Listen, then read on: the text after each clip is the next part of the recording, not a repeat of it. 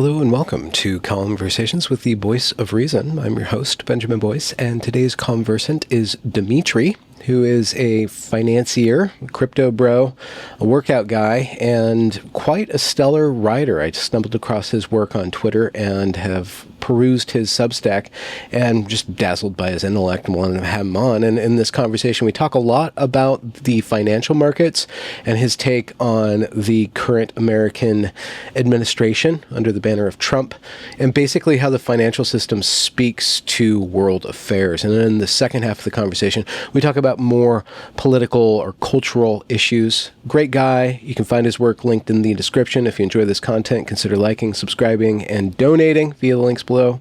Without further ado, here is Dmitry. How's it going? Good. Going well, man. Good to speak with you. Yeah. Enjoy your vibe and essence on the timeline. I'm glad I talk to people like you. That's good. Yeah, no. Yeah, you got a great vibe too. You're really intense as a writer. Has this been a long time passion of yours that like suddenly come over you? I've been writing for no, yes and no. It sort of developed naturally. I started doing it organically like back in my mid early 20s, and got published in some financial publications and then some political ones and stuff like that through just submitting them and reaching out kind of thing. And then sort of stopped doing it for a bit and began doing it again when I started working, in DeFi and in crypto, and mostly as a way of just getting to know people. And it kind of has grown and proliferated from there. So very organic. I didn't intend to. Wasn't like a thing like I want to be a writer. I've never actually thought that in my life. It's just, Hmm. I just do. I just do it. So I guess that's what I am. Hmm. How did you end up in finance other than pure lust for mammon? I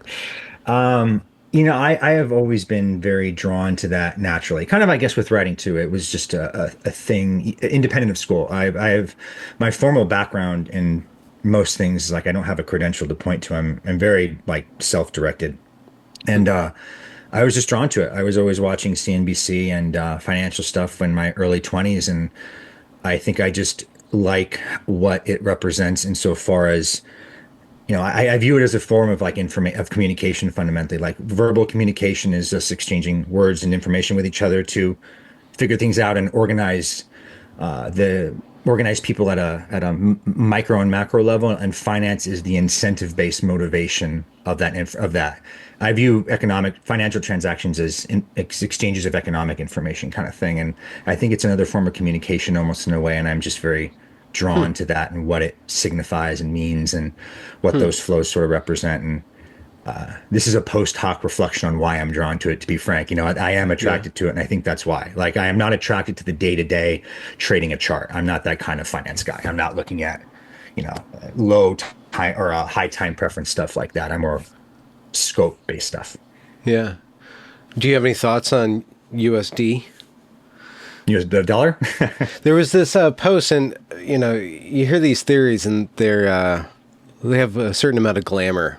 They're attractive when somebody has this narrative that they can project on something. Somebody was saying that they're following gold, and there's some sort of massive transfer of gold out of Europe to somewhere, and they theorized that the U.S. is buying all the gold that it lent places back in order to devalue the dollar and force everybody else to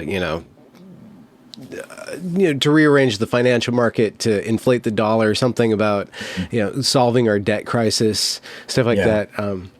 I I mean, one, like speculation like that, I don't know. But Yeah. two, I don't, I think that's predicated on a very archaic understanding of what money is, and namely how sovereigns manage that money. We don't have a debt crisis in the terms that people conceive it as in the way that like Elon talks about it. Like, we discuss governments as if they're households. It's like, how are we going to pay for the thing? We're bankrupt. It's like, it's not an applicable construct. The government, and this sounds trite, but I think people say this, and this is like, I write about this too. People have a verbal understanding of what I'm about to say, but their embodied understanding is totally disconnected from that. the United States wills its own currency out of the ether. Like it doesn't have a sovereigns don't default. They're not in terms of solvency. There's not a solvency issue here. The U.S. might have what's known as a soft default, which means it needs to cover its debts by printing money, which means it inflates things, which does hurt people. Like there's no way to get out of having repercussions for wayward spending, but it's not a solvency thing. Like it's not like we need gold to fix our debt so we don't default. It's like, no, those bonds will never default. Like just mechanically speaking, US checks don't bounce. The TGA, which is the Treasury General Account, where those payments come from, the limitations on that are completely self-imposed. There's a lot of ways to put money in there. And again, it's not, it doesn't need to collect money to put money back out. Like the US government doesn't need that. It doesn't need to take in your dollars to put out its dollars. The But essence it of a still sovereign. takes my dollars. It still does, yes. And functionally, what that's actually doing is just decreasing aggregate demand because it needs to remove some money out of circulation. If it puts it back in, that's not as inflationary, right? Because if it's just Huh. reorganizing money, that's not as inflationary as just dumping more money out of the system. So you should really view functionally your taxation as not the US government funding itself, but reducing demand in one pocket of people and redistributing it to someone else. It's a redistribution of dollars to keep inflation in check. You should always just view it from the lens of inflation because that's the limiting constraint on governments. That's why they just can't print money into oblivion and fix their problems. You inflate everything. Yeah. So your taxes, yeah, just it's better to functionally understand them as reducing aggregate demand than funding the federal government. Yeah. And so gold is like one of those things that has a value independent of like a fiat type of system, and it is worth something, but it's not like necessary for the government to function or organize itself. Okay. When you say that the sovereign has a different relationship to money than the household, is there a way of reading the financial market in such a way that we could understand who is the sovereign, right? Because the U.S. is the sovereign, and it has been for a while now. We see some movement politically about it, maybe withdrawing from Europe, withdrawing from NATO. So I'm wondering, like, if you look at the financial market, does it tell you who the sovereign is, or what different, if there is a multipolar world or a unipolar world on a unipolar polar world on the world stage? Can you read that in the So, I or mean, a extract it? sovereign, like there's two ways to, I guess, kind of see that. Like you could see it, a national sovereign is fundamentally he who can defend his own borders on his own coin and will and wage war. That's how I view a national sovereign. If you can't wage war and unilaterally defend yourself, you're not really sovereign. You are a serf in many ways. Europe fits that distinction in many ways from a military standpoint.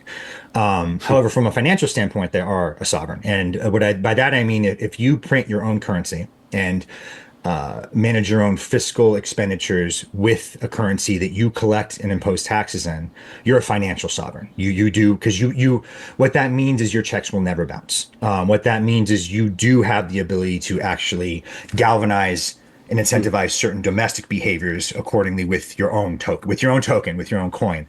Yeah. So like financial sovereign and sovereign, like a national sovereign, maybe. The U.S. is a genuine sovereign on both domains. China too, Russia as well. Yeah. Europe not as much. In smaller countries, it depends. It really depends. Hmm. So that depending on how big of a economy you are and how much demand of your currency exists abroad, really kind of constrains your ability to run deficits or spend kind of thing. So the US is getting away with these massive deficits because, and really, that inflation is rather tame for how big it is. We had a huge inflation bout, but that was really because of COVID stuff, which was above and beyond crazy. But before then, we've had big deficits for a while, and we've struggled with lower inflation levels, like 1 to 2%. Like it's been low. And the reason why we're getting away with that while running huge deficits is because there's huge demand for dollars overseas. People actually want to hold these things, denominate debt in them. It's a shelling point for commerce, which is all a a reserve currency is. It's not an official designation. It's just a Schelling point that people converge on because we will transact in this. So we want to hold these dollars. We'll denominate debts in overseas dollars. I think the amount of debt overseas denominated in dollars is about as big as the US deficit, roughly. It's very big. It's really big. So there's a lot of demand for this. So basically, we're getting away with putting all these dollars into the world and not it's seeing a huge amount of domestic inflation because like the world is using them. So we can get away with that, whereas a smaller economy couldn't, or a less in demand currency couldn't. So I think that's the way you can maybe read into it. But yeah, just defining the sovereign thing, I'd say there's a pretty clear litmus test there on printing your own currency, managing your own domestic finances, and not being beholden to a peg or someone else's monetary policy. I'd say you're a financial sovereign, and then you're a true sovereign if you can wage war. Yeah. What's your take, if you can put it in financial terms? And finance and law are two domains where I love having conversations about them, but I can never understand what we're actually talking about. It's just like this whole other different language, but I like trying to think in those terms. I'm wondering from your point with Trump's / Elon Musk's Doge team, Department of Governmental Efficiency. What do you think in financial terms about saving money, like the government saving money? Are they really saving money, or are they reorganizing the payment structure? Right. What do you think about what's coming out about that and what that bears for the future of America? Nominally, it being presented as like reducing the deficit and helping with spending, like that is like technically true, but not enough to like really matter. Most of the deficit is like entitlements, interest on the debt, and the massive surpluses of like China and Germany impose a deficit on us in many ways with how the balance of payments clear. So like the structural issues that are creating that deficit are very, very big things. And they're not things that Elon can like look at and hey, we're not going to send $10 billion to you to, Ireland for transgender ballets. Like, don't get me wrong. Like, yeah, we shouldn't be doing that. That's wasteful, but that's like not the structural problem of like the deficit writ large and why it's happening. That's more of a very macro based game theoretic sort of globalist thing that results when China and Germany do things to systematically depress domestic wages in their country. China does it with the Hukou system. Germany did it with the Hartz reforms in the early 2000s. And I did an essay on this recently called the insect method that basically deconstructs how these consistent surplus nations are doing things to systematically undermine labor and undermine labor's share of GDP growth. And their own labor in order to make cheaper their own products. Domestic labor. They're underpaying their workers systematically with policies, with industrial policies that end up manifesting as trade policies, because what it does is it gives them an unfair advantage with production. And unsurprisingly, when your labor input is disproportionately cheaper to another country's labor input because you're undermining their wages, manufacturing clusters in that country. Globalism is just a writ large clustering effect of who can decrement and manipulate their labor more fundamentally is what it is. It's a class manipulation, like undermining tactic to gain exporting advantage and trade surplus advantage. And you see it in the Netherlands. South Korea does it too, like countries with consistent major surpluses. And I break this all down in that essay. So what you're really seeing is a manifestation of very manipulative and parasitic and just insidious industrial policies hurting domestic labor that causes manufacturing to cluster in areas which has gutted the U.S.'s manufacturing. And that creates these big surpluses in China and Germany because they're exporting a whole bunch. And one country's surplus must necessarily be another country's deficit. So you have to, like, the way these things structurally clear, that surplus China is creating has to manifest in deficits in other countries, namely the U.S., which absorbs, I think, like 50 or 60% of the world's excess savings and capital imports.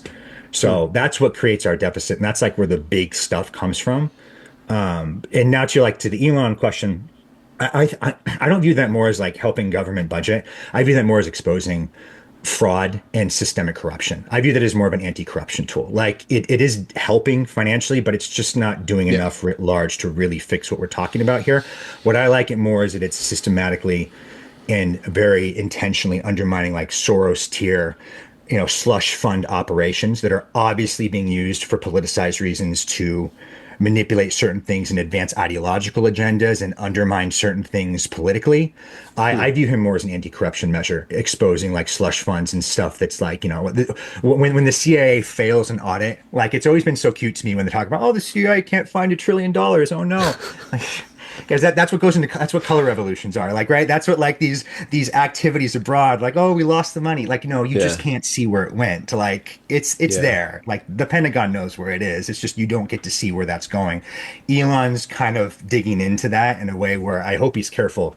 I really do, just for his own safety, because I think he's getting into like some serious stuff here of what like real soft power looks like, Yeah. and how financials are used to do that. And that's why if you look at it on nominal terms, a lot of it's very stupid, and it is stupid.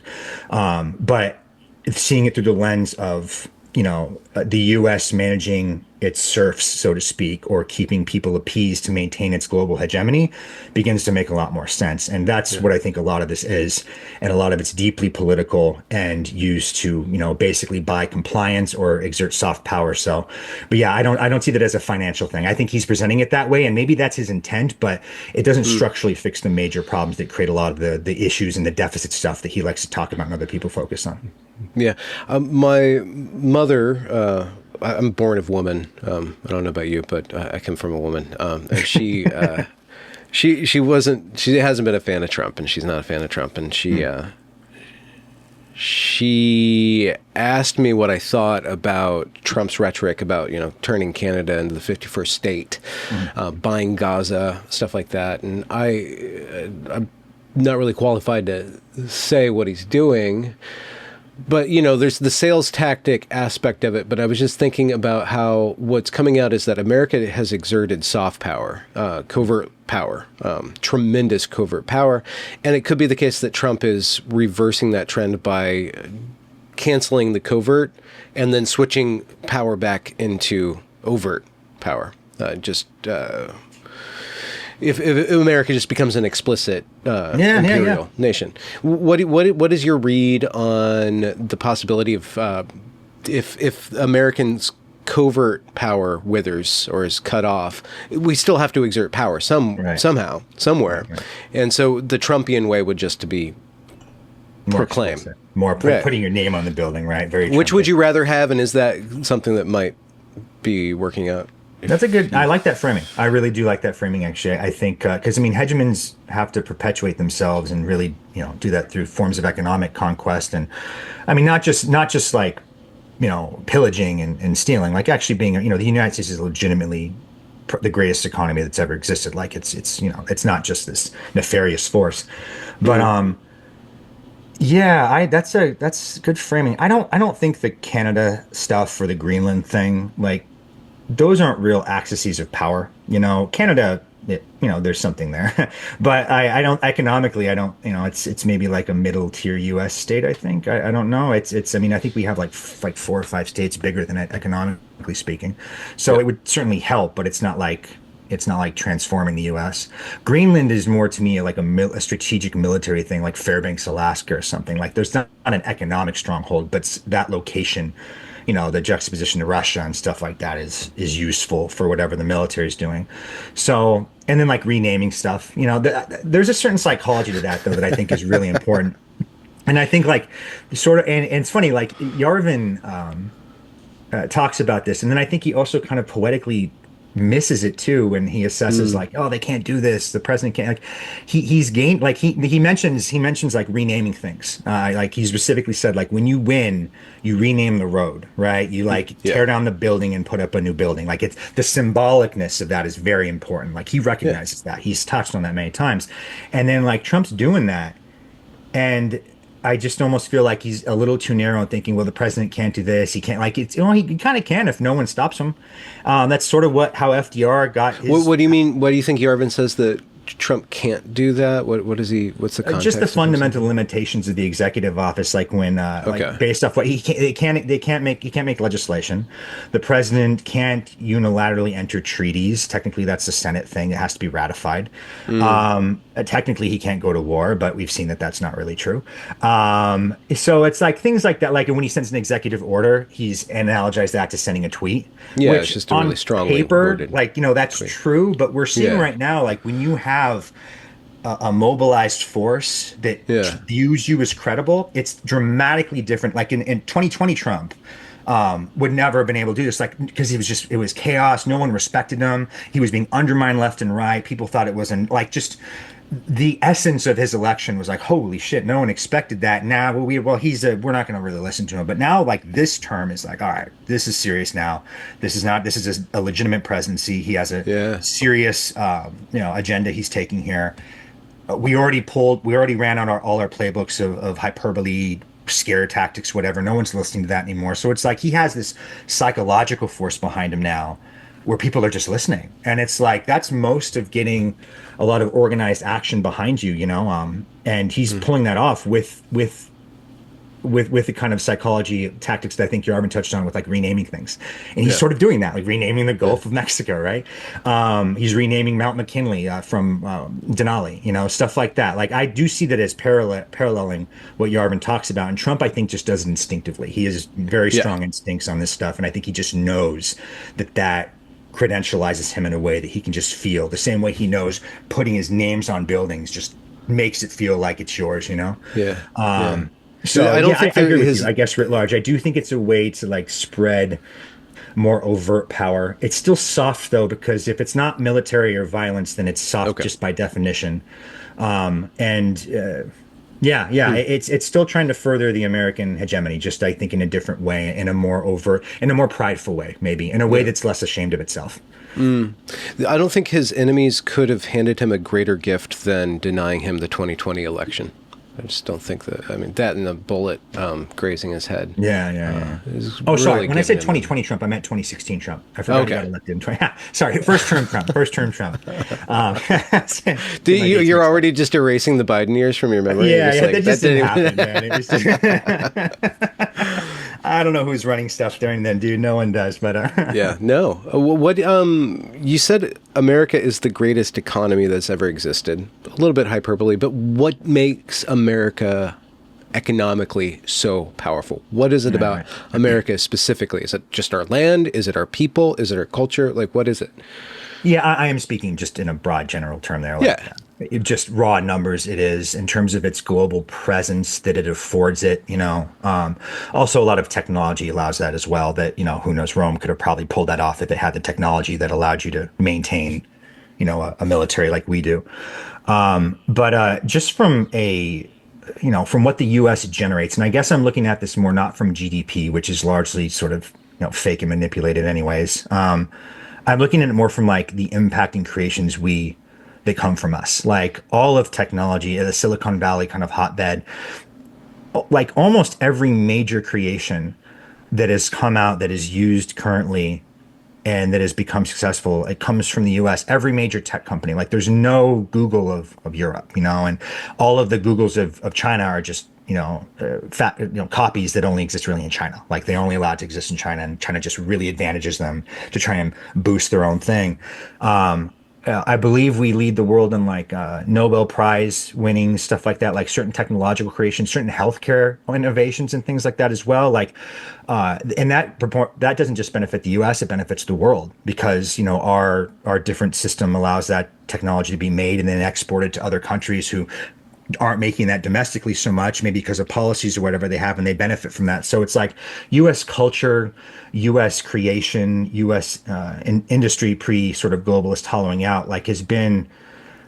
I mean, as far as it's hard to compare to past economies because they just didn't have that technological advantage, but that's what I kind of mean, I suppose. And just in raw numbers too, at one point the U.S. after World War II was like 50% of the world's GDP.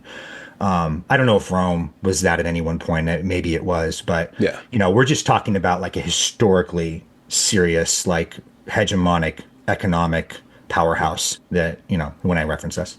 What do you think about the failure state of the American empire? Are we close? What, from your point of view, like where are we at in a civilizational cycle if you adopt that framing at all? Um, I am more of a, I guess you could say, deterministic in a lot of historical ways. I do think fourth turning theory is like a very serious, credible framework. I do think fundamentally that a lot of these behaviors that gestate, that are negative, that sow the seeds of an empire's demise, are like the byproduct of its successes fundamentally, and it becoming too comfortable, and issuing the order and structure that made it great.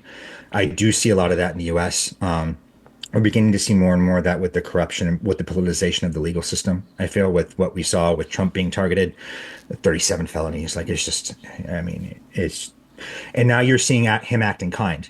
He's also kind of doing that as well with the quid pro quo stuff with Mayor Adams, like the New York City mayor, who clearly said, "We'll drop the charges. You need to enforce our immigration." Though it's like, I mean, he just basically admitted that, and it's like, yeah, I'm doing that. Whatever. What are you going to do about it? And while that is like a superior strategy to do in an environment where the legal system is being manipulated against him, it's a structural decrementing of the legal system, though, which is definitionally ensowing entropy. Because law and order is synonymous with order. I mean, law is synonymous with order. So definitionally, undermining law is synonymous with disorder, which is just fostering entropy. And I Hmm. see these kind of behaviors becoming more and more acceptable.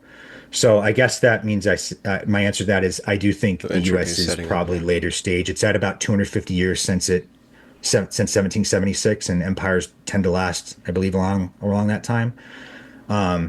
So I don't know how to predict that, though. I don't think it's happening Yeah. anytime Yeah. soon. But I don't think the U.S. is ascendant. It's not an ascendant power. I think it's a descendant power. Yeah. What are your thoughts on like reshoring, manufacturing, hedging up America as America, like isolationist America? Is that a pipe dream? Is that just something that sounds good that people want, but in reality, America's tentacles are everywhere, and they're not going to necessarily withdraw with any real significance. Just maybe on paper, things will get shuffled around. I mean, it's very doable to reshore and bring back the manufacturing and the kind of creations that made us great in the first place. Like Would that be good from your point of abs view? Are we capable of doing absolutely, that? yes, Yeah. yes. Like what we have, because what people tend to view the first order thinkers and how they like are assessing trade and these industrial policies are like, well, if we do that, then the trinkets get more expensive. And I say that in a very, dismissive way, but because I think they're being extremely superficial with their assessing of exactly what these systems mean and do, and what the point of like consumption even exists to be. These people tend to look like when I say like we want to reshore U.S. manufacturing, what does that entail then? It entails making us competitive for corporations to do that. What does that entail? It means undermining what China's doing. It means undermining what Germany's doing with their undermining of their own domestic labor. That means aggressive stuff. That means either structural tariffs to undo that system, that manipulation benefit they've gained. It also could mean taxing inbound capital, which is a very real solution that people just freak out about when they hear, because they hear taxing people investing in the US. They think, why would you tax someone investing in the US? Don't do that. They're not investing, they're dumping. They're dumping capital into the US because the US has the safest and most secure financial markets in the world. It should be a Mm. privilege to access that. And Germany and China have these massive surpluses they have, and then they have all these savings, all this money. They don't know what to do with it. And the US creates a very nice, comfy landing ground for them, which enables this very mercantilist behavior that they do. So, and when you also understand that a capital account surplus must create a current account deficit, like those things reconcile. So the more capital you have coming in there, you are creating that deficit. It's just an accounting axiom. It feels counterintuitive. But when you understand that this inbound money has to create effects that manifest in the deficit, it has to. You start to view that differently. And you Hmm. start to understand like being a capital dumping ground for the world is not a positive thing for the US. The US doesn't need that money to fund itself, because that's just not an applicable concept to a sovereign. And it is enabling Germany and China and these constant surplus nations to keep getting away with what they're doing. So you can fix that by addressing their structural manipulations that they're doing by, again, tariffs or taxing capital inflows. You can't do it bilaterally. You really have to do it like writ large for everything because trade clears globally, not bilaterally between one and two parties. It's a global system. But if you vitiate that advantage that they've created for themselves by hurting their own labor, you can bring that manufacturing back home. And then what you'll do is you'll foster a lot of jobs and things that have left. You will create that kind of environment that we had in the 50s and 60s that we can just feel was healthier. Hmm. There was less debt. There was less, there was more. The median income and like the PPP income was higher. Domestic wages, like median income was doing well. Median income in the U.S. has been stagnating and going down for quite a while. All of these second and third and fourth order effects from what surplus nations are doing with their mercantilist policies is hurting us back home. So you just need to start viewing that systematically and removing what they are doing with those labor contortions that they're doing. And then you can reshore a lot of this manufacturing if you fix that because they'll come back home. Like companies will go where it's most advantageous to create their stuff. And near term, that might create worse margins on iPhones. Like, near term, that might make certain things a little more expensive, but we're talking about what's mostly like certain goods from China that are not like necessities to living. The US can create a lot of its stuff domestically. Hmm. And you need to see this in a longer timeline than just first order impacts. Like there's second, third, fourth, fifth order stuff of reshoring this thing that can help with median incomes in the US and helping the middle class recapture their ascendance within the system, which they're being systematically eroded by the offshoring and undermining of what China and Germany are doing to their own middle class, frankly. Like everyone's just hurting their own labor pools to try to Yeah. compete with this exporting stuff. And it's a race to the bottom. And because that's the only way to compete when your competitors are just killing their labor inputs is you have to kill yours too. And everyone's middle class, every middle median wage gets hurt from that when that's how you compete. You cannot compete on the terms of the insect, is the point of the essay I wrote. Like, don't do the bug strategy of, well, I know how we'll do better. We'll import more warm bodies. And that's why you see all these politicians so obsessed with bringing in infinity migrants and the H-1B policy. Oh, we just need the best people. No, you just need warm bodies. You need warm bodies to come in here because you need to keep your wage growth in check. You need, because supply and demand, more people, what does that do to wages? It keeps it down. It just does. Democrats from the 80s and 90s and Bernie Sanders and whatnot used to be very anti-immigration for this reason, very pro-union, very anti-immigration because they knew what that did to labor. It hurt it. More people does not help wages.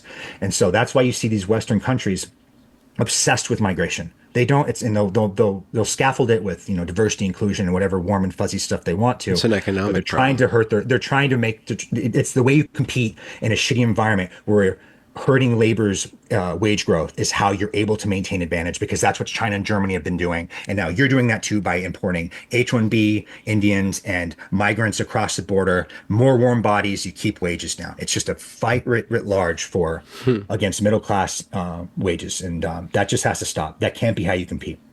Hmm. Uh, there was a lot of talk. I haven't heard about it lately because the political discussion's gone in other directions. But there has been a lot of talk about these globalists, the BlackRock. I don't know if the World Monetary Fund exactly fits into this, but what do you see that needs to happen with regard to? We talk about sovereign countries, but there's these organs, these elite organs that are kind of have their own sovereignty too. They kind of threaded through all these networks, all these different countries, and they're kind of exchanging capital and making money for their investors or whatever they're trying to do. Do you think that they are a clear and present threat to our economy, or do they need to be reined in? What's your take on that? The Schwabs of the world and Yeah. these masters of the universe. Yeah, I mean, my take on them is, they could probably be fostering a lot of this willingness to. I think guys like that benefit a lot from the dollar being used as a weapon and being something that can be used globally for anything and everything. And though that kind of incentive, like that sort of exists in contradistinction to having a good, robust middle class, because if the dollar the more the dollar is a weapon and able to be used for, dollar diplomacy and certain advantages overseas and whatnot, like the more you want to really focus on the financialization of the US and the dollar being that. And that has created the issue that one lets us get away with huge deficits and has kind of fostered this balance of payments sort of manipulation with things. I think these guys are acting in their own self-interest. I think they just need to be constrained on. I think if an environment is allowed to be adequately competitive and your adversaries aren't doing things like what China and Germany is doing to their labor, that a lot of this stuff will fix itself. And these Black Rocks and these, you know, big financial firms will just go to where the most profit is had. And that's fundamentally what these globalist clustering effects are. Like why manufacturing is clustering in certain places. It's just cheaper. It's just more profitable to do it that way. So Hmm. like these guys aren't. I just see them acting in their own self-interest, which is really what capitalism is everyone acting in their own self-interest to try and make money. Like I do, that is a fundamentally noble, correct way to have people behave just in their own self-interest and to kind of make money that way. I just think it needs to be maybe constrained on the more macro level of what countries are doing with their industrial policies and Hmm. how they're able to get away with certain things. I guess my takeaway answer is that I don't think they're like the major problem. I think they're like vultures in a way. They'll eat Mhm. whatever's on the floor. And right now what's on the floor is a byproduct of I think a very structurally harmful trade dynamic. Hmm. Have you analyzed or been watching where Trump might be going with the economy? We talked about renaming things and declaring, making moves on Greenland or whatever like that. But do you have a sense of if Trump's kind of aligned to real the financial market, the financial aspect of what we're talking about with China and with Germany and stuff like that? I mean, I think he ties a lot of his he cares about the stock market clearly, So I do think from what he's going to try this is part of why I don't think he's going to be good for spend. I mean, he'll be good for spending, and then he'll keep spending because he wants the economy to not be weakened or to, he wants it to be boosted while he's there. He wants the stock market to perform well too. Reducing fiscal spending is not how you do that. Like you want dollars in the system and you want banks creating credit, you want stuff like that. Hmm. So I guess my simple answer is, and no, I haven't been looking at his close policies on what he intends to do there, but just by virtue of the fact that his ego is very tied to the success of the stock market, I think he will be very friendly towards that. And he's already lobbying the Fed to cut rates, which I don't want to get into a tangent on, but that's just not the Federal Reserve cannot control interest rates like that. That's just not how it works. Hmm.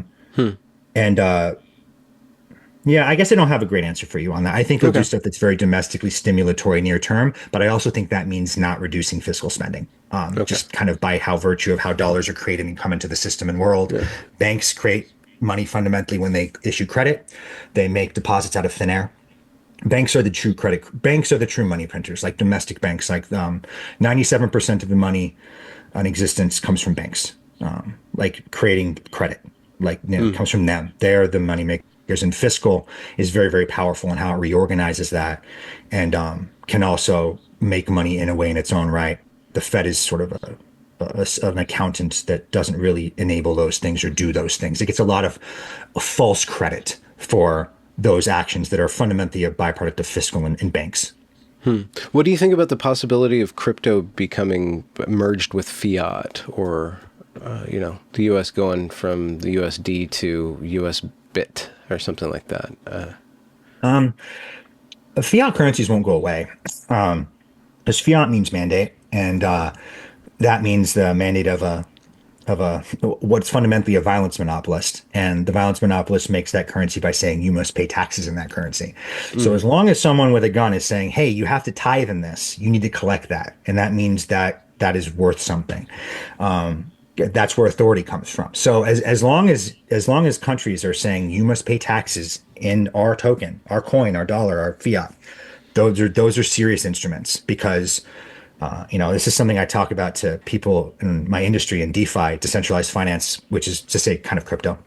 It's to Hmm. say crypto. It's just a more the real form of crypto. That taxation kind of approach is what really imbues the dollar with like the serious structural value. If you have to tithe and pay to the government in that. So they might digitize that more. Like the dollar is already completely digital. Like it's already almost exclusively a digital construct in banks. So it's like in a way, if you want to call that a crypto or a token, you could. We don't because of the ledger it sits on. And just to be technical about it, like a blockchain is just a decentralized database. That's all that it is. Yeah, It's a database that no single entity controls. Whereas a centralized database, like a bank's ledger, or the government's, is a database that one entity controls. So they can censor that, they can reorganize it, they can change it at will. Whereas a blockchain is very difficult to corrupt and control, and that's what gives it open access. Anyone can access this thing because no individual party controls it. So I mean, you're already seeing some manifestations of fiat currencies in crypto by virtue of stablecoins, which is like, Tether, if you've ever heard of that, or USDC, which is Circle's asset. What these companies are doing is they accumulate a lot of US treasuries and dollars and whatever, and then they issue digital representations of that on a blockchain that you can redeem for the dollars if you want. So that's what keeps them tied to that one-to-one, one stable coin to $1 backing. So you're already seeing like fiat be tokenized on a blockchain already, just through third parties and other businesses. And dollars already are just digital constructs from how they exist. Like 97% of them. I think about 3% of currency in circulation is actual like paper bills. So yeah, like it'll get like dollars will exist on blockchains. They'll exist on centralized and decentralized databases. Yeah, fiat's not going away. Like it's going to be. Well, the good thing about crypto though, and what it really fosters, because it's fundamentally a parallel financial system. And so nothing about my industry is helpful to states when understood that way, in which I've tried to frame to with a lot of writing that I've done. Are they a threat to states, or they're just not necessarily? They're a threat to the soft power of states. They definitionally decrement them because when the U.S. issues sanctions, say against an adversary, like you can't use the SWIFT system, you can't do certain transactions, right? We're excluding you from the post World War II system we've made. Like we won, we set this up, we're the best economy, deal with it. And the U.S. has done that for a very long time. And with blockchains are parallel financial systems. So that means they're not beholden to banks. They're not beholden to any entity that the U.S. government can knock on the shoulder and say, hey, freeze that. He can't do that. Kick him out. You can't do that with a blockchain. You can't do that with crypto. So we are literally a separate parallel financial system to transact and work in. That is a big deal for soft power. Like soft power is financial coercion, financial manipulations, things like that, exerting your will with economically, right? Hard power is just military violence. So we do not help nations, especially those who have very strong financials or exist because they control the financial system with authority. We're not helpful to them. The United States being the clearest example here. Nothing about DeFi is good for the US's structural power and its soft power. It's a separate system that it can't control. So what was your question again? Am I speaking to your question? I forgot it. Oh, I'm just we're embarking on the crypto conversation. So, right. Yeah. Yeah. So the fiat will exist in both domains fundamentally. Yeah. But the thing in crypto. Oh, sorry. This is what I want to say with that. Is it a threat? It's not a threat to the existence of states. Like, they still have their fiat. You still need to pay in it. Like, they'll still be okay. But what it does is it creates what's known as currency competition. And that's a good thing. That keeps them much more accountable. And by currency competition, I mean, if I can exit your system, like you have the TradFi system, traditional finance, fiat, bank-controlled one, and DeFi, decentralized finance controlled by no individual entity. If I can defect to this system to hold my money, or to keep my assets in like Bitcoin or Ethereum or other things that exist independently of that system, you have to be a little bit more accountable. Because now if people want to defect from this more and more, if they don't need to hold dollars necessarily as like the shelling point, or they know they can see the financials being abused of these from these countries spending too much, they'll defect. They'll go to this parallel system. So it creates a healthy form of competition by having a parallel system outside of the purview of these states, so to speak. Does that make sense? Yeah. Do banks use, or are they adopting decentralized finance to issue debt, thereby creating money or creating value through that? Or is it just people just investing into this other system, this parallel system, is what's creating the value?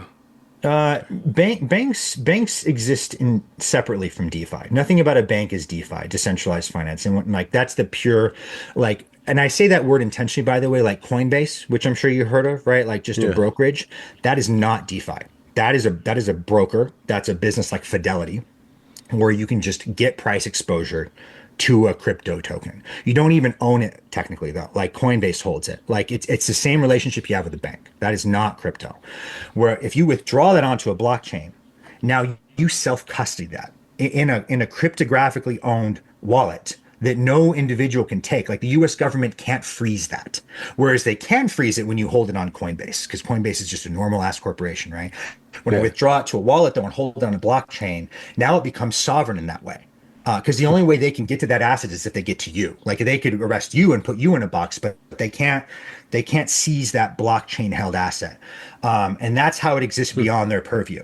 So banks, like when they issue credit, they're doing it within the banking system. They're issuing a deposit on their own infrastructure. You now have a deposit that's held at the bank.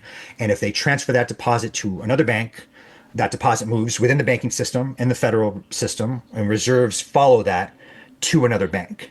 But that exists within a centralized ledger that banks unilaterally control, Wells Fargo, JP Morgan, et cetera. DeFi, once you leave that banking system to the blockchain based system, now it's no individual, you own the asset and a global series of validators verify its ownership and holding. Like it's not beholden to any one entity anymore. So yeah, banks do not exist in DeFi. Like when you hear of financial institutions, buying Bitcoin or stuff like that, like they're just accumulating an asset that they think will be more valuable over time. They're not actually interacting in the decentralized finance infrastructure Hmm. of basically a parallel economy.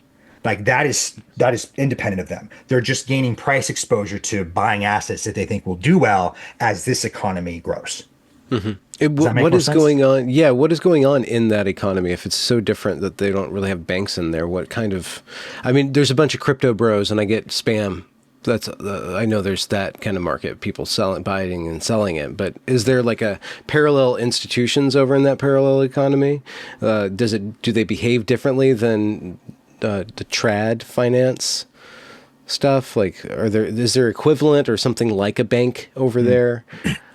Working towards it, working towards it. So right now, this is a very nascent industry. Like crypto is, I know people Yeah. feel like it's there, and I would analogize crypto to maybe like late 80s, early 90s internet in terms of the scope of probably where it is developmentally. Or, I actually think in its scope of where it will be, comparing it to AI now is actually good too. Like AI is pretty good, but it'll be nowhere, if when we get to like say AGI or certain like full on agentic stuff, it'll look dumb compared to it'll look dumb now compared to what it becomes. That's kind of how I view crypto. It's developmentally in a similar, I think, stage to AI, where it's Hmm. like we see it, we know there's a lot of potential here, but it's not what it's going to ultimately become. Do We we know that it know has what more it's ultimately going to become?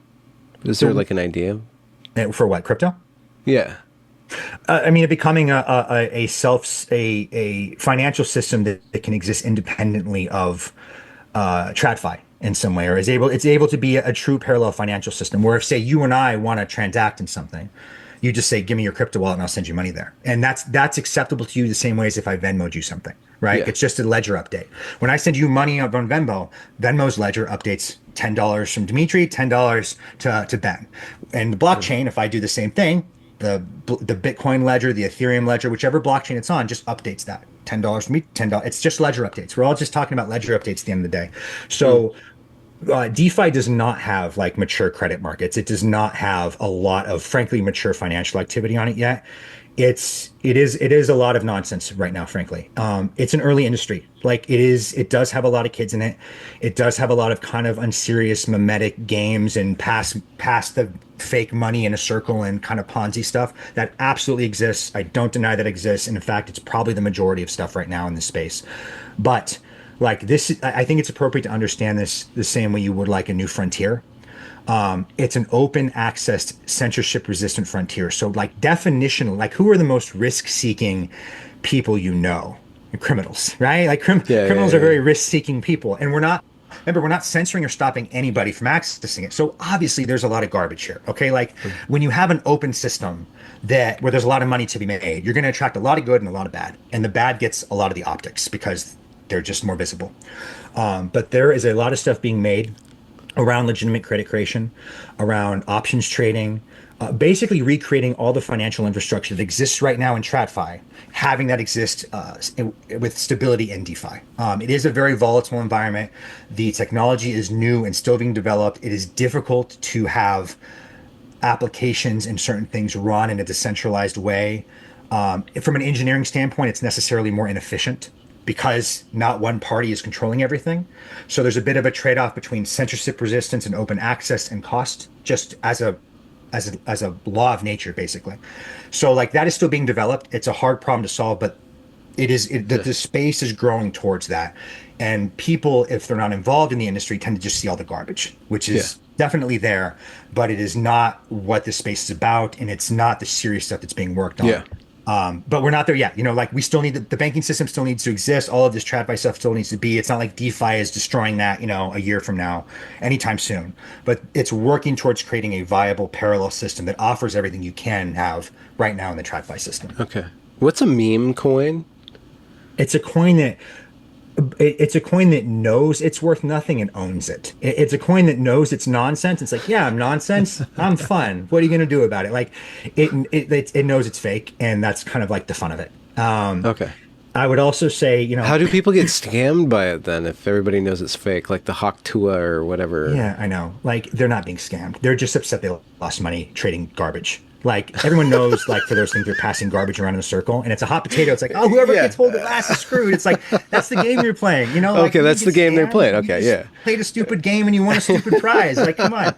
So yeah, it's just a form of gambling. Frankly, meme coins are just like a Ponzi narrative based, who can get out first and make money in spite kind of thing. That's all they are. Like, I don't think they should be viewed any worse or better than a casino. And that's, casinos exist, whatever, man, like have fun, go gamble and waste money if you want. Like, I'm not trying to stop you from doing that, but it's like that this industry needs to be shaken from that a little bit. It has some financial nihilism in it that I'm working to kill. Because it kind of just thinks everything is a vibe sort of, and no, meme coins are just, what's value. Sorry, I don't want to go on a tangent on that, but yeah, meme coin is just overtly nonsense and it owns it. Okay, yeah. Culturally speaking, what attracts you to the topics that you cover? You do some really nice work on the man-woman discussion, I guess, the gender politics stuff. I mean, I guess you are a man, so you think about women, and so you think about this. You also talk about what you had a really cool phrase, and I can't remember it. We texted about it, but like the biological, political, the intersection between biology, morality, and politics, and masculine because you have to, feminine because you get to. Well, there's that. I mean, yeah, there's the male-female question, but then there's broader political conceptualizations that you flirt with in your writing and categories and stuff like that. What drives you there? What is the landscape on that, or why? Like the didactic kind of framing that yeah, that's a good. You just like being you found a soapbox, so you're going to stand on it. It's just because that's just part of your nature. I've thought about that because I don't know where those parts of me come from. Like my writing, the topics I focus on seem like diffuse and maybe not related in a way, but there's a theme there, and I had to think about that because I didn't even. Yeah, there's something that you're mapping. Yeah, and I wasn't even aware of what the theme was like until I started reflecting on the pattern of things that I do cover. Because I kind of am the same thought of you. I'm like, well, these are this guy's very financially focused and understands this well, and then it's also got this didactic masculine feminine sort of political and sexual framework there too. I tend to see I'm very much not a rationalist in a lot of ways, in that I respect the complex adaptive systems developed that way for a reason. An emergent phenomena exists as an evolutionary response, or as a Chesterton's fence, that if you don't know what it is, it's doing something and you just haven't figured it out yet, kind of thing. So I see a lot of behaviors, like a lot of between conservative and liberal as very childish and puerile, and that, I'm clearly a right-wing guy. Like, if you what I write about, like, I clearly sit on the right. I think I sit more on the right in sort of a very decadent time like this. And normally, I think in a healthy environment, I probably would be pretty center right, frankly, is my Yeah. natural temperament. I'm not like a natural hard right dude, but in a sort of silly clown world environment, I'm a hard right guy. But I see the development of the conservative and liberal. And I wrote about this in Biofoundationalism Part Two, which is the moral genotype, Yeah. which going down to like the raw genetic base layers of where these beliefs come from and why people are mapped the way that they are in such a consistent pattern that falls so consistently right and left, conservative, liberal, etc. You can see how that is cultivated actually in brain scans and brain size and activity. It is genetically imposed. We can, I mean this on like levels of like your insula activity or your amygdala size. Like, you have more in common with political allies than you think, is a saying I say. And I mean that like neurologically, like you actually do. Like, your amygdala is a closer size in scope and function to someone who you align with politically than the other guy. So like, there are genetic similarities to people you associate with. And then you can assess this on like the genetic brain scan level, which I break down in like very, very thorough detail on there. But you don't even need to do that, I think, to see this as a genetic phenomenon and for morality to be a genotype, is that the distributions are so consistent. Something I said in there is that nature doesn't do coincidences writ large. If you see a consistent pattern like this of distributions of people where their focus is care harm and fairness equality or sanctity degradation and loyalty subversion, like these moral foundations, that is a manifestation of some sort of evolved genetic trait. And humans are collective. I know we all like, I think we all think of ourselves as sovereign individuals, right? And I think it's appropriate to govern people as if they're sovereign individuals, because that embeds accountability for your actions, which I think is Mm. fundamentally what you need to do. It's a way to account for moral hazard at its core, frankly, Yeah. is pretending like you're sovereign individuals, Yeah. because now you're accountable for your actions. But we did not evolve. We are group creatures. Okay, so we evolved as a collective, and that means our traits evolved to be complementary, and that means these moral foundations, these moral beliefs, have utility that is expressed in different environments and has certain reason to exist. So like the Hmm. liberal and the conservative, I view fundamentally as a dyad, in terms of like the conservative embeds what's known as like a behavioral immune system. They're more sensitive to threats. They are more order based. They're more structural. Whereas the liberal is more open to new ideas. They're more empathizing in their insular responses. Like, they literally have reactions that are more open to new experiences and more sympathy driven. And again, this is important. It's kind of the explore exploit trade off, frankly, but writ Hmm. large, and how people's Yeah. brain development Yeah, manifests. when I say I'm a liberal, and when I accuse the dissonant right, the hard right, the E-right guys that I speak to about being liberal, I'm kind of talking, one, about the environment that we all grew up in. You can't escape that we're all liberals because we come from, that's our culture. But secondly, that inclination to be open to ideas, the high intellectual engagement with things. There's a psychology of liberalism that even if you're really hard right or you have to be right in a certain environment, there's still a functioning. Like, I would accuse you of being liberal on a certain. I wouldn't call you a male feminist, right? Yeah, yeah, That yeah. there's that kind of liberal, but like Oh the, yeah. the In way the that you are, 1700s, that'd be just a total bleeding heart, right? yeah, Absolutely, yeah. Totally, totally. And like, to tie into your male female like question, like my commentary on that, like seeing these genotypes, the conservative and the liberal, as it's sort of a dyad that exists to complement each other and to help human prosperity in different environments and have certain skill sets they offer depending on the environment. In poorer environments and more war-torn environments, conservatism is ascendant, unsurprisingly so. Those are not luxuries. Like, it's not, order is not a luxury yeah, when you're in hardship. Fundamentally, you have to be serious. You have to be conservative. Conservatism has a utility function that is ascendant in hardship, and it's how you get out of hardship.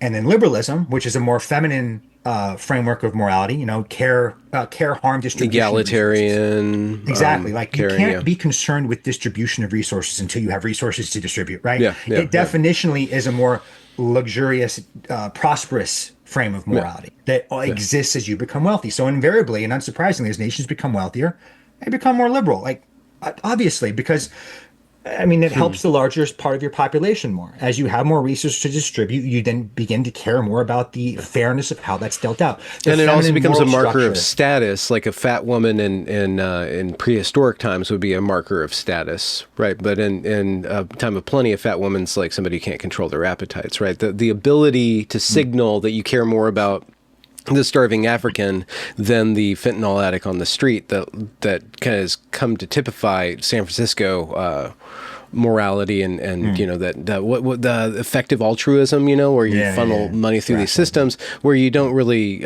care about the people closest to you. It's a sign of status. Like I have Yeah, enough yeah. that I don't need to I care about my I view children. this more on the level of I'm not looking at the individual. Like I agree with what you're saying, but like biofoundationalism and the assessment I'm giving is more viewing society as an organism, itself as an organism, as a Hmm. complex adaptive system, like the like an economic environment in the society as itself, like something that acts in its own interest, that helps it proliferate. And when it is in a more comfortable environment, it it behooves it has liberal moral foundations have a higher utility function for it because it Yeah. helps a larger amount of the population of the society, which is a a huge conglomerate of people. It Yeah. helps more of them to have more of these distributive, more liberal tendencies. But that is a luxury fundamentally. That is something Yeah. you earn by instantiating good conservative morality that allows you to accrue wealth, to amass resources, fundamentally a masculine value structure sort of framework. You accrue Hmm. those resources, and then you have the luxury of distributing them, more of a feminine sort of approach to morality, which is necessary. Like these are dyads for a reason. I think these are healthy things to have, and that's Yeah. why they exist as complements, not as enemies. But they're antagonistic sometimes with how they manifest. But fundamentally, these are good things, and I map the same thing onto male and female, with the same sort of motivations and reasons they have to behave.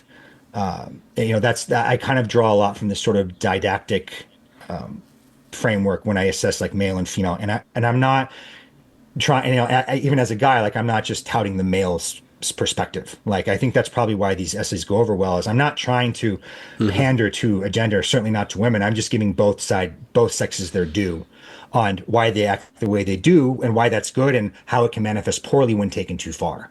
Hmm. So just trying to be, very structural about it on these Yeah. things are complements, not enemies. Politically, they're, the conservative and liberal are complements, not enemies, and the male and female, the masculine and feminine are complements. And understanding how they're competing value structures, they're competing morality fundamentally, is a good thing when held in healthy balance and Yeah. healthy contrast. And when one side dominates the other, like in a hyper masculinized society, would almost always be at war, would probably be very poor, would probably be not a fun environment, like we're like extremely Are you talking about any conservative. current cultures right now, or are you just going to let the reader, the listeners You can imagine? probably infer some of those, like, the Okay. countries you don't want to live in, right? Yeah. Yeah. And right now, though, in the West, you're getting more of the hyper feminized stuff, though. Like you're getting Yeah. more of these things that, and what you're seeing is you're seeing like order is voluntary, like the legal system being corrupted. 37 felonies is a peak example of, to me, entropy, which is what happens when the feminine moral values are taken too far, when decadence is taken too far. You start to forget why order is necessary. You start to lose that structure. And that's what Hmm. sows the seeds of your own demise. And that's why the wealthier you get, the more comfortable you become, the more you tend to view order as optional because humans need a little bit of friction to keep things structured. And when you are in decadent environments, that's why it breeds that entropy because you get too comfortable, frankly. I think too much comfort is fundamentally unhealthy for people. They need to be able to work towards something. And when they don't have that, they tend to break things or they tend to forget why structure was there. And you're seeing, I feel, a lot of very hyper feminized morality in Western environments, and that's exactly why I think they're descendant powers, Hmm. because they're not they're forgetting the conservative structures that kind of made them great. So this is why the balance thing is important. Like hyper feminized is necessarily decadent and luxurious and entropic because you're only concerned about fairness, equality, distribution, and hyper masculinized is inherently far too rigid.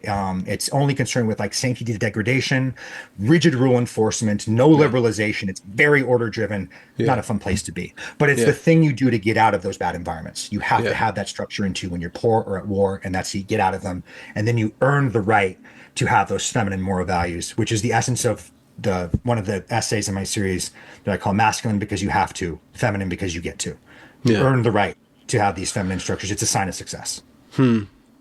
I have one question that doesn't follow from this, but there is a question that does follow from what you're just talking about. I have, been investigating the right wing. I'm kind of a right wing. I'm very sympathetic to right wing morality. There's kind of panic from the center about the right going too far. We all know what the right looks like when they go too far, and it's not necessarily always Hitler and the Nazis, but that's just, we can't get away from that being our prime way of viewing anything that's to the right. It's an immune reaction. Immune reactions sometimes are too harsh.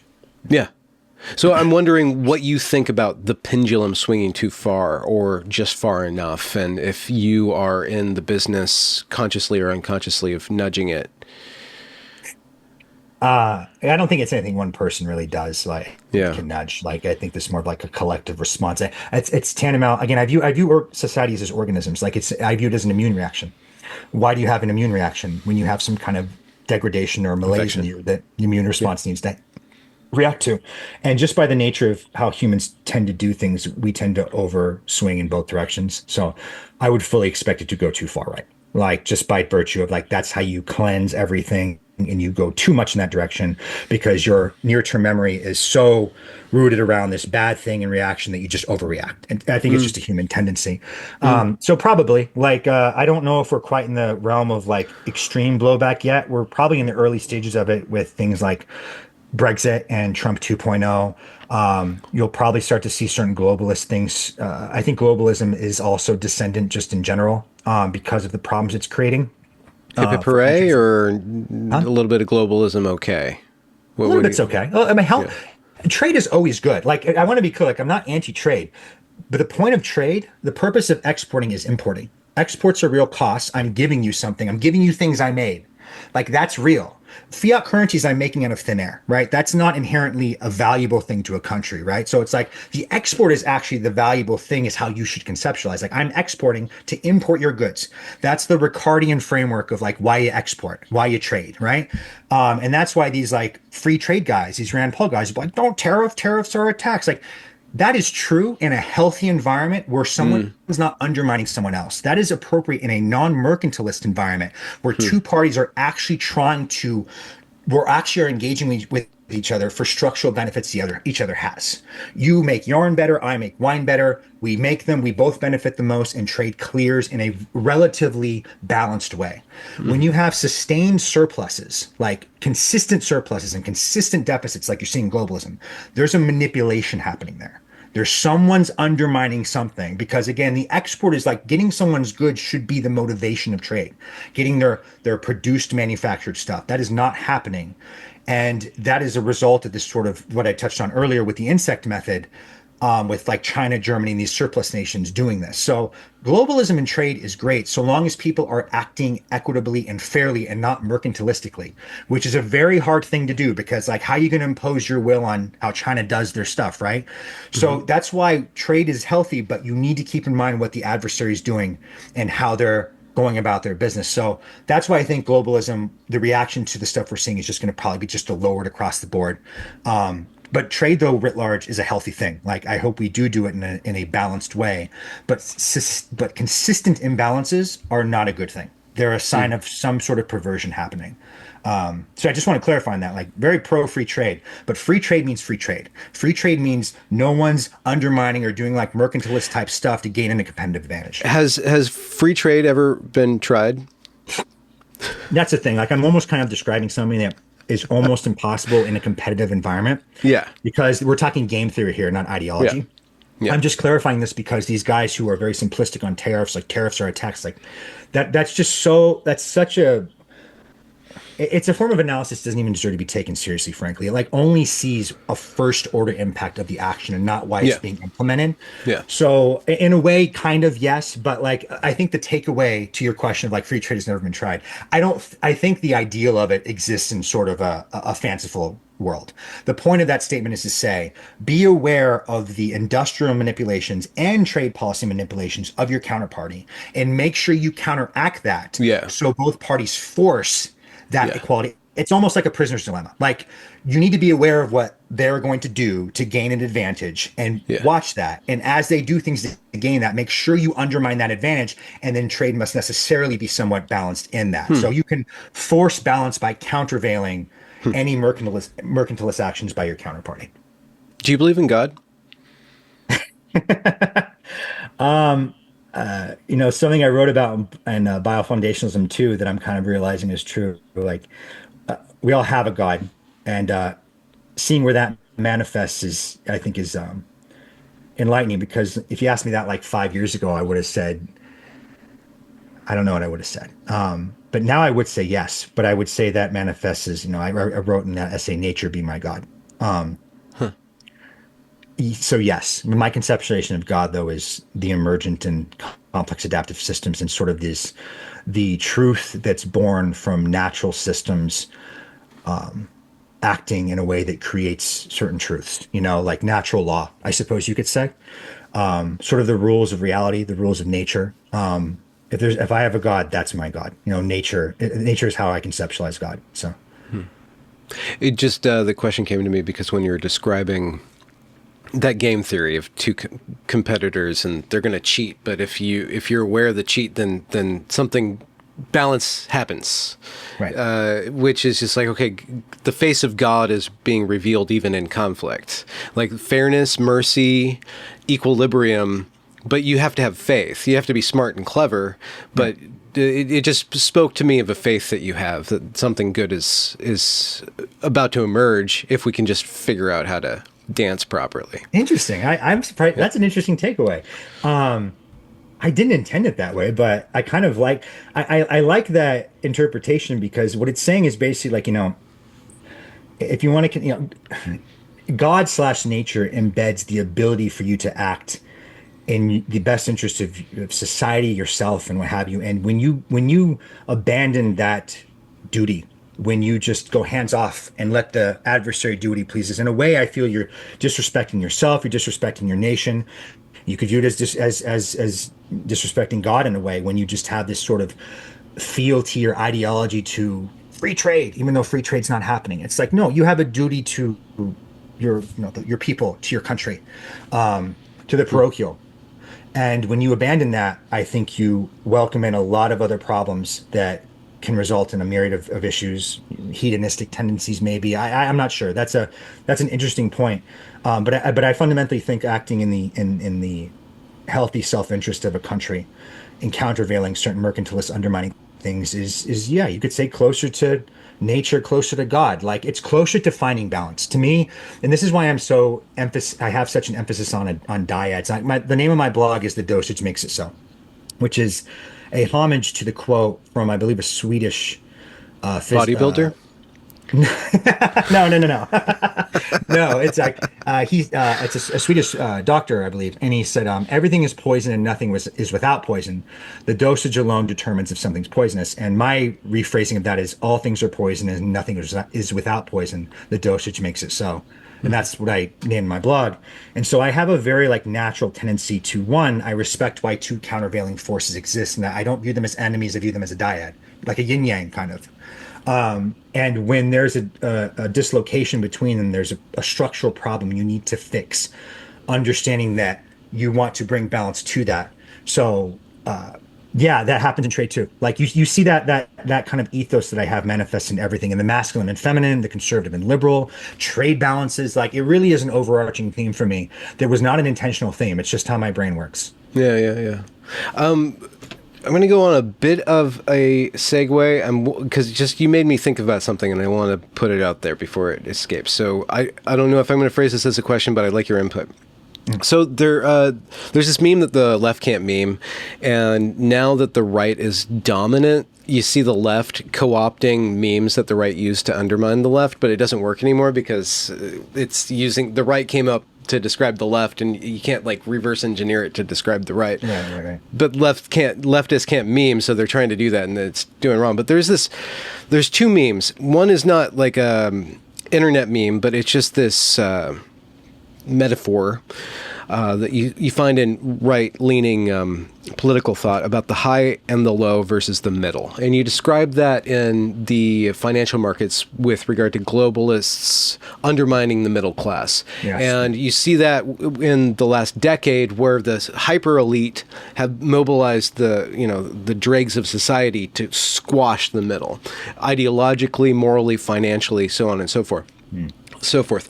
So that paradigm, the high and the low versus the middle, works out as kind of there's a phrase, I always forget it when I want to talk about, like stochastic tyranny or something like that, where you only punish law-abiding citizens, but you let the lawless reign free, and so you just basically terrorize the society to destabilize it. So there's that high, low versus middle. And then there's also this meme, this internet meme, where you have, and it's a picture of the bell curve, and there's this weeping midwit at the top. And then there's this buffoon on the bottom, and the genius at the top of the bell curve intellectually. And the genius and the idiot, they both agree on something, and the midwit has a really hard time understanding it. And so there's this high-low versus middle that works on a right-wing basis, where the retards, the conservative retards, and the really hyper-intelligent people, they bind together to kind of dethrone the midwit, which is kind of, it's just a reversal of that high-low versus middle that you see being affected in politics to squeeze the middle class. But on a mimetic level, it seems to work that the conservative move towards conservative dominance that's happening right now in the Trump administration, where you have MAGA and the transhumanists working in cahoots to dethrone the midwits that are ruling the government and driving us into the ground. Whoever, like the oligarchy is being dethroned by this populist elite coming together. So it's the high and the low versus the middle in a beneficial way rather than a non-beneficial way. There's something, a lot of the things that we were talking about just made me think about that. Yeah. And the, a thing about globalism, and one of the essays I wrote, and probably one of the more popular ones, called Mid-Range Jumpers for the Middle Class, discusses how these strategy maximizing techniques seem to systematically erode variance in the middle. You see this, and I say mid-range jumpers because if you look at the NBA shot charts, they have been, Moneyball and globalism is effectively the same strategy. They're just manifesting one in sport, one in trade. And by that, I mean, it's clustering effects around dominant strategies that maximize points. And in sports, you're maximizing just scoreboard points. And in globalism, you're maximizing gross margins, right? It's the same thing. You're just maximizing points, the net income, the points, the actual, score at the end of the day through these maximizing, sort of consulting based mindsets that a McKinsey would say, you should do this. And when you do that, you erode variability in the middle. What's that? You win, but then everything, you win temporarily. You kill the game. You kill the game. Exactly. You kill the game. People converge on these strategies, and then they stop being a strategy so much. And then you've lost this middle variance. And it's like, wow, who's going to make the first move back? Then you start to have a product or an environment that's just the middle must be preserved. Like the middle must persist. If you want extreme power law environments where it's either Steph Curry shooting a 45-footer or a guy at the baseline, that's like all the shots now in the NBA. And there's shot charts that show this, and it's across every team there. And if you see the trend over time, it's absolutely segued towards that. And to me, I see the same exact phenomenon with globalism. And it necessarily erodes the middle class. And when I say middle class is not a parallel to the mid-wit like you're describing in your thing. That's more of just an actual healthy middle that should exist. To the point you're making on there, like I think the left and right curve tend to align. To me, it's kind of like, who's your God? And I write in an essay called Defeating Nature, I touch on this. I also posted on Twitter. It did pretty well. The left curve, I feel, conceptualizes, and I'm just speaking in generalities here, by the way. And I don't mean to give myself props here with my framing here. This is how I think of it. The left curve to me conceptualizes God as God, like a more religious figure. I pray to God. It's things like that. And to me, the middle curve conceptualizes God as rationalism, as some sort of we can defeat nature if we just model it right. Like we can predict weather patterns 5 years into the future. We can control this complex adaptive systems with our simple human minds. And to me, it's noble to work to improve your environment, but what's known as bounded rationality, I believe, like where it's like, hey, listen, like it only goes so far, though, right? In the realms of the complex, it's not applicable.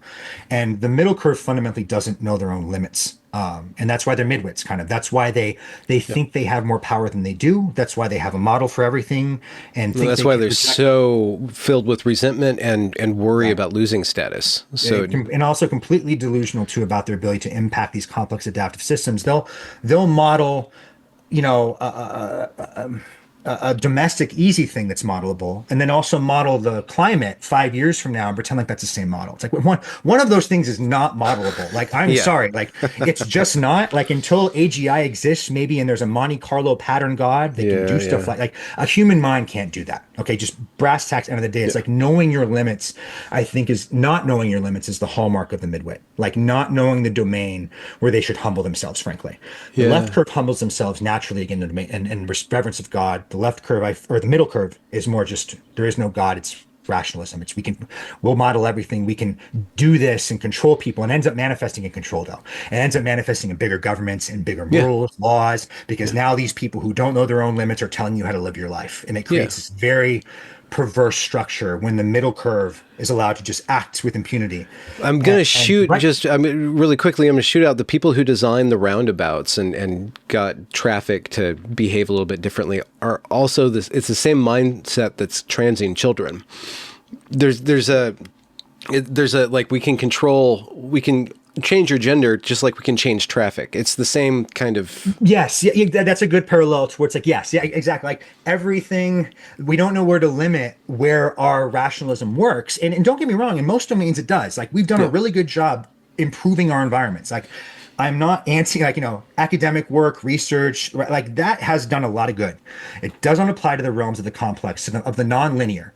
The midwit does not respect the difference between the linear and non-linear, the controllable and the emergent.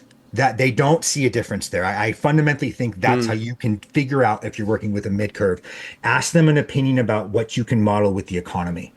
Ask them opinion about how interest rates are created 4 or 5 years from now, or whether we can do stuff. Do you like Bill Gates' idea about blocking out the sun to fix the weather? Like, I think their answer to that will tell you basically everything. If you think that's modelable, you are dangerous in a way you don't understand Hmm. at those type of people because they have great application in the linear and they're very, very corrosive in the complex. And the reason why the left curve and right curve to me align the way that you've mentioned is that I think it who's your God? The left curve is God is God. The middle curve is rationalism is God. And to the right curve, to me, it's like nature is God. Which I know sounds like I'm congratulating myself because I just said nature be my God. But I don't mean to say it that way. I mean, as in like the complex, the things that are unmanageable should be respected as such. And we understand our limitations and we need to make systems more robust or, more parochial because we know if we try to control a system too large, like the Tower of Babel, right? There's plenty of myths that encapsulate this. Hmm. When a structure grows too large and disconnected from its base, bad things happen. I think the right curve instinctively understands the nature of nature and the sort of intractableness of the complex. And the left and right tend to both have a, God be my God, nature be my God sort of thing, which is to say something higher than me Yeah. Yeah. is controlling something. And it is controlling it through emergent actions, behaviors that communicate a truth to us about how things must be, how the rules of nature, the rules of physics, the rules of human coordination are shown to us if we observe them. And that's seen in nature. Yeah. I think what aligns the left curve and the right curve, or the two ends of the bell curve, is a fundamental humility and actually a comfortability with humility. Actually, Yes, yeah, I agree. I agree. No, something greater than you. You have limits, and knowing where those limits exist. I actually think that's probably a good way to encapsulate a lot of it. Is knowing. Ask someone where their limits are. Ask where's a domain where you can't actually do things, and not you individual, like humanity, like mm, an expert, a field expert. I don't care. Pick an expertise. Is this a real science? Name which one is a science, because a science means it's reproducible and it has predictive power. All right. So, hmm how much do you actually know what that means? And if you think things that have no predictive power and are not manageable our science, then to me that's okay. Well, we're getting into dangerous midwit territory here, Mm.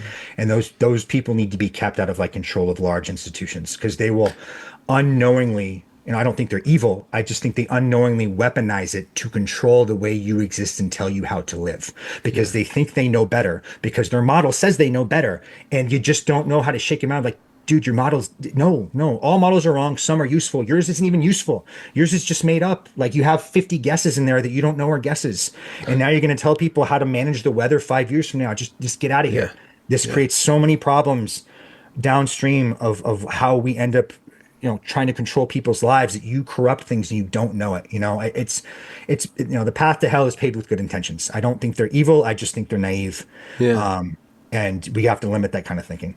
Was there a moment in your life where you broke out of the midwit chrysalis? Just assuming that you ended up on the right curve somewhere, Yeah. you had to travel developmentally through Yeah, the yeah, yeah. middle curve. I did. I definitely did. Like I was definitely like a XKCD, reading, uh, uh, Reddit, trust the bro. site. You know what I mean, right? Yeah, yeah. Yeah, It's like a totally. decent comic, but it definitely attracts a certain type of guy. Yeah. Yeah. Yeah, it was just a slow realization. I think this was actually it because I'm acutely interested in finance, right, and economics and things like that. Hmm. And I continually started to observe. It's like at the onset, people tell me economic, like, things, models. I'm like, okay, those are the rules. That's how it works. The same way a physicist learns about gravity, it learns about Newton's second law, whatever. It's like, those are the rules. And then I slowly start to see, like with the model, it's like, oh, wait, that's not a rule. Like, that's totally wrong. Like you made, like, I don't think you made that up, but you actually kind of guessed and you just didn't know you guessed. And then I slowly started to see more and more how economic beliefs are just a simple proxy for political ones. They're just financial. They're the financial manifestation of politics, is what economics is, just bar none. And there's a reason why you have all these different, beliefs and staunch structures and stuff, and they tend to align pretty closely with your politics. And I don't think that's that surprising, Hmm. because I think the political and the economic are just one side of the same coin, because human coordination is done through social means, the political, and incentive means, the financial. So you can't disentangle those two things. The economic is the political is the economic. And I think that's also a sign of naivete to not recognize that, to think, oh no, in the economics, I'm doing science, but the political, I'm not. No, you're doing morality either way. And you're just having your morality manifest with numbers if you're doing economics. And slowly just beginning to see that made me realize, okay, this isn't a science. What else isn't? And then just a slow evolution of like kind of the pseudo expert classes. Seeing. I didn't know what's the disease study stuff from COVID. What are they called again? I forget their names.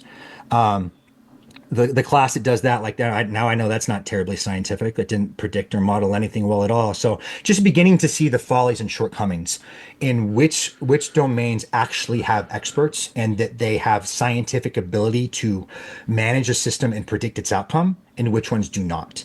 And that slowly pulled me away from the mid curve. Oh, we just gotta model this better. We just have to trust the science kind of thinking. It's like, no, science is not universally applicable to some things in which humans don't have the ability to apply science. Like Hmm. we're just too simple to do it for climate or for an environment.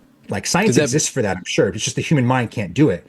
And that's what kind of drew me away from that over time, is having that revealed to me that we can't do these things. And I keep seeing the failure here and then understanding where that failure stemmed from. Yeah, did that lead to a form of crisis of your faith in the experts and the systems and and rationality itself, or was No it a crisis. I just cool updated. thing? Like I just Okay. realized it was wrong. I was like, oh, okay, like that's Hmm. not true. I mean, I have certain temperamental things about me that are conservative naturally as well. Like my disgust response to some things is definitely conservative. And like as I begin to realize these things too, I think it comported a bit better with my temperament as well when I saw that. So no, it was no crisis. It was just like I feel it growing. The same reason, same way you go through phases as a kid before you realize something was wrong or not true. It wasn't my whole personality. It wasn't Yeah. what I hung my hat on. I just thought it was Yeah. right, and I Yeah. realized it wasn't right. And where the limitations of liberal and conservative morality and frameworks applied, and kind of seeing that and understanding the balance that they have and the limitations they have too. How do you keep the intuitive, how do you keep rationalism in its box in your own life? How do you not moneyball your life? Hmm. Hmm. Um, maybe I do it by behaving naturally. Um, I I was don't. going to point to the scene that you showed up with. There's a pile of coats. There's a little bit of chaos in the shot. I don't know if it'll Right, make yeah. it into the end. There's some stuff on here, and it's a guest room. But yeah, yeah. I don't map out my days. I'm not like a cold dip guy, right? I know I might look like one of those guys who, from you can like, oh, this guy has a health regime and he measures his supplements and stuff. Like, no, I don't do that. No, I used to compete. I used to be like a competitive bodybuilder and take that like very structured. And then I realized it's like if I don't measure my protein, nothing changes. If I don't like carry a gallon of water around with like a weirdo, I'm still fine. Like it doesn't, as long as I'm lifting, as long as I'm doing the basic things, I have the positive, and I don't need to corrupt my existence with this tedium to Hmm. gain this fractional benefit, if anything, from it. Bodybuilding was a weirdly elucidating one for me on that when it was shown to me that like a lot of the stuff these guys do are really ritualistic to just make them feel like they're like, okay, I'm doing the big guy thing. It's like, dude, the big guy thing is just lifting heavy weights and free weights and then eating good groceries. Like that's it. If you do that, you'll get like 90% there in terms of like the basics. So it's just even with my writing, like or the way I work, I'm just doing what I'm drawn to naturally, and I'm not forcing it. I'm not trying to maximize my cash flows in everything that I do. I think guys that do that, we call them strivers, I think. Hmm. I certainly I have a family member who fits that description. I know guys who fit that description where it's like they need to do things because that's the thing you should do. You need to just do it because I need to level up and at the company I'm working at, I need to maximize my cash flows. I think if you're guided by a metric that you feel you should be guided by, not because you want to be guided by it, you probably are embedding some sort of pernicious pattern in your actions that will eventually make you unhappy because you're not actually motivated by the metric. It's just a superficial number you're striving towards or a superficial goal that you're Totally. doing from social like signaling or coercion in a weird way. Yeah. So I just sort of behave organically as and work towards thing I want to work towards. Like the Hmm. company I'm building and what I'm creating in DeFi, I am sincerely galvanized by and believe in. And I think it's doing something positive and worthwhile, and it excites me to do it. And that's why I know I should keep doing it. And that's I'm Hmm. getting good reactions to it. People are asking me about it. I'm having a lot of conversations about it. I had one just before our call. That is a good signal to me that I'm doing the right thing and I'm acting in a way that's good for me and hopefully good for the industry I'm in. So I think that's how. And I'm not, again, it's not even intentional. This isn't like you're making me think about it when you ask that question. I'm thinking about how I don't do that. And I'm not guided by like cash flow metrics or the things that you'd see the strivers maybe be guided by. I'm just trying to do things that stimulate me. Hmm. Speaking of organic, where do you think your work's headed? Your intellectual output, specifically, your blogs, your thought life. Yeah. I don't know. I have no idea. Like I hope up and to the right, like a positive chart. But yeah, it's been emergent too. Yeah. Like I it surprises me at sometimes like what I just like have an idea on or want to write about and it just comes out of me, like yeah, it just emerges sort of like, and this informs some of my opinions and beliefs on how AI and LLMs work. Like the sequence just generates out of me, and I don't even know where that sequence comes from. A lot of times, it's like I don't like where that thought, that framework comes from. It just happens when I start like thinking about something. So I hope if I keep thinking in public and writing and meeting guys like you, like it's producing positive effects Yeah. through like interactions I'm having. So that signals to me like I should keep doing it. I'm enjoying it, and I'm also enjoying the externalities of it too, and things Yeah. like this. So I hope it just continues that way. I've been on a lot of podcasts lately. The presence I'm having in DeFi and in crypto, I think, can be very large if what I'm doing succeeds, which is it's unusual, but it'll work. And so if I can just keep doing this in public and succeeding, hopefully that keeps having a positive impact. But I'm not guided by like, I mean, at least not nominally. Maybe I am subconsciously, but I'm not guided by like intellectual vanity, or like that. I just want to prove that these things are true or Yeah. demonstrate these like, these thoughts or philosophies that I feel have a lot of value to them and put them out there and hope others feel the same. Yeah. Some men just want to watch the world learn. I like that. Yeah, What yeah. about audience response to your work? Has that shown you anything about you? Did you learn anything? um, yeah, audience response is weird. My engagement is odd too because it's very lumpy, and Yeah. I get a lot of DMs too from like some people who have never liked a single thing I put out there. Like I would never know they read my stuff. It's like I read all your stuff. I'm like, wow, like how many of you exist? Like, and I get it fairly often to the point I'm like, okay, like there's a lot of like silent readers here, and I don't Yeah. know who they are, but I see enough of this to kind of suggest to me on that. Uh, the stuff I do put out there that's gotten a lot of positive reactions in the political space has been the masculine feminine dyad stuff. The essays, I'm hard, I'm wet, and Mm. worship, adoration, valence, like, did really well. So, I mean, I guess that's like on the political lens, that stuff resonates with the political audience I sort of have naturally cultivated. And then on the financial one,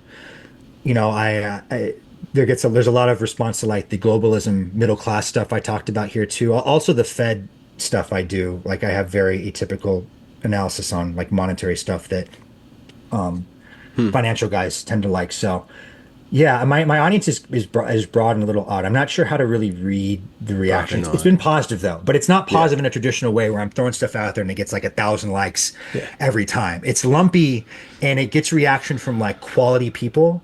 And so the nominal numbers aren't always huge, but like Yeah. the guys like you, like the people who I'm like who I appreciate that people like that appreciate it. Like Yeah. that's what makes me realize, okay, I'm speaking to the nodes I should be speaking to. I Yeah. think something about how I talk or am, I probably won't have the biggest denominator. I won't have like the biggest nominal audience, but to me, it's more important to have like followers than a following. So Yeah. I'm not so concerned with like raw numbers, and the response from like quality people to some of this stuff has been encouraging. So that just kind of Mm. tells me like, all right, I think I'm finding my niche, so to speak, and I'm like speaking to who I should speak to. Do you have any advice for young men in this climate? The Z Generation Z.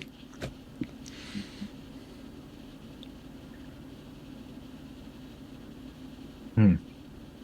I mean, that's an interesting one. I would say try to not be so influenced or guided by what people tell you should be guided by or influenced by.